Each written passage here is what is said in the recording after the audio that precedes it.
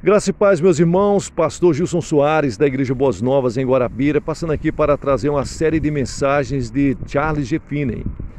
Você que acompanha o nosso canal, se inscreva, deixe o seu like, diga de onde você está nos acompanhando, ative o sininho para receber mais notificações e você que Deus tenha abençoado, abençoe também esse canal com qualquer valor que Deus colocar no seu coração, para que venhamos a fazer mais e melhor.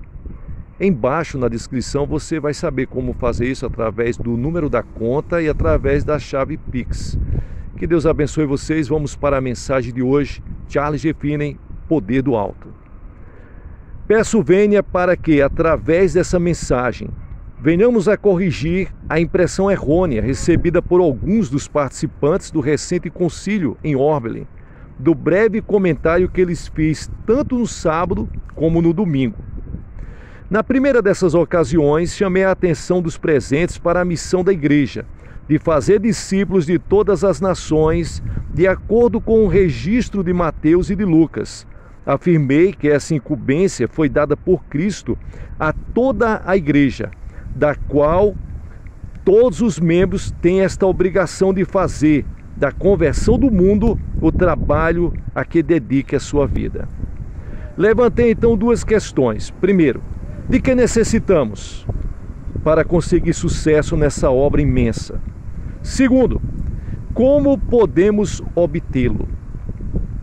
Resposta: primeiro, precisamos ser revestidos de poder do alto. Cristo anteriormente informara aos discípulos que, sem ele, nada podiam fazer. Quando os encarregou da conversão do mundo, acrescentou: permanecei, porém, na cidade de Jerusalém, até que do alto sejais revestidos de poder. Sereis batizados com o Espírito Santo não muito depois desses dias. Eis que sobre vós envio a promessa de meu Pai. Esse batismo do Espírito Santo, a promessa do Pai, esse revestimento do poder do alto, Cristo nos informou expressamente ser a condição indispensável para a realização da obra que ele nos incumbiu. Segundo ponto, como havemos de obtê-lo? Cristo prometeu expressamente a toda a igreja e a cada pessoa cujo dever é trabalhar para a conversão do mundo. Ele ademoestou os primeiros discípulos a que não pusessem mãos à obra, que não se ausentassem da cidade, enquanto não recebessem esse revestimento de poder do alto.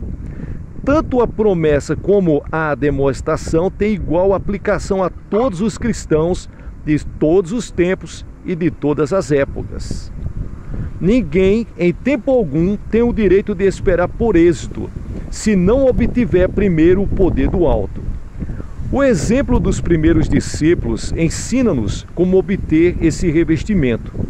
Primeiramente, consagraram-se a esse trabalho, continuando em oração e súplicas, até que, no dia de Pentecostes, o Espírito Santo veio sobre eles e receberam o prometido revestimento de poder do alto. Eis, portanto, a maneira de obtê-lo. O concílio pediu-me que dissesse mais sobre o assunto, razão pela qual, no domingo, tomei por texto a declaração de Cristo, de que o Pai está mais pronto a dar o Espírito Santo para aqueles que lhes pedirem, do que nós estamos prontos a receber. Deus tem mais prazer de preencher um filho seu com o Espírito Santo do que qualquer outro pensamento que alguém possa ter. É o desejo de Deus, é a vontade de Deus. Deus está mais interessado de ver o povo dele cheio do Espírito Santo do que o próprio povo. Então disse a eles: esse texto nos informa que é sumamente fácil obter o Espírito Santo, ou seja, esse revestimento de poder da parte do Pai. Segundo, isso se torna assunto constante de oração. Todos os pedem, em todas as ocasiões. Entretanto, para a vista de tanta intercessão, é relativamente pequeno o número daqueles que, efetivamente, são revestidos desse espírito do poder do alto.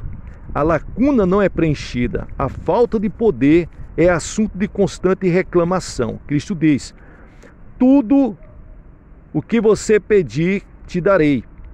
Todo o que me pede, recebe. Porém, não há como negar que existe um grande abismo entre o pedir e o receber, o que representa pedra de tropeço para muitos. Como então se explica esta discrepância? Tratei de mostrar porque muitas vezes não se recebe o revestimento. Eu disse a eles, de modo geral, não estamos dispostos a ter aquilo que desejamos e pedimos. Segundo, Deus nos informa expressamente que, se contemplarmos a iniquidade no coração, Ele não nos ouvirá. Muitas vezes, porém, quem pede é complacente consigo mesmo. Isso é iniquidade e Deus não o ouve. Terceiro, a pessoa ser descaridosa. Quarto, a pessoa ser severo em seus julgamentos. Quinto, a pessoa ser autodependente. Sexto, a pessoa que repele a convicção de pecado. Sétimo, recusar-se a fazer confissão a todas as partes envolvidas. Oitavo, recusar-se a fazer restituição para as partes prejudicadas. Nono, é cheio de preconceitos insinceros. Décimo, é ressentido. 11º, tem espírito de vingança. 12º, tem ambição mundana. 13º, comprometeu-se em algum ponto e não quer dar o braço a torcer, ignora e rejeita maiores esclarecimentos. 14º, defende indevidamente os interesses de sua denominação.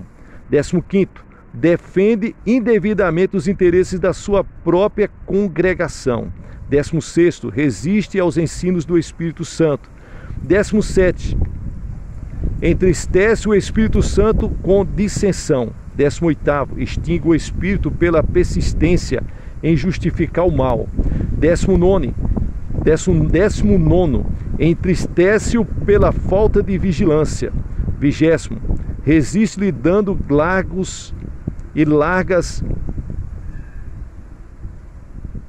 para o mau gênio. 21º, é incorreto nos negócios. 22º, é impaciente para esperar no Senhor. 23º, é egoísta de muitas formas. 24º, é negligente na vida material, no estudo, na oração. 25º, envolve-se demasiadamente com a vida material e os estudos seculares, faltando-lhes, por isso, tempo para oração. 26º, não se consagra integralmente. E 27º, o último e maior motivo é a incredulidade. Pede o revestimento sem real esperança de recebê-lo. Quem em Deus não crê, mentiroso faz. Esse, então, é o maior pecado de todos. Que insulto, que blasfêmia, acusar a Deus de mentir. Fui obrigado a concluir que, nesses e outros pontos, é que se encontra a razão de se receber tão pouco quando tanto se pede. Falei que não havia tempo para apresentar o outro lado da questão. Alguns dos irmãos perguntaram depois, qual é o outro ponto, qual é o outro lado?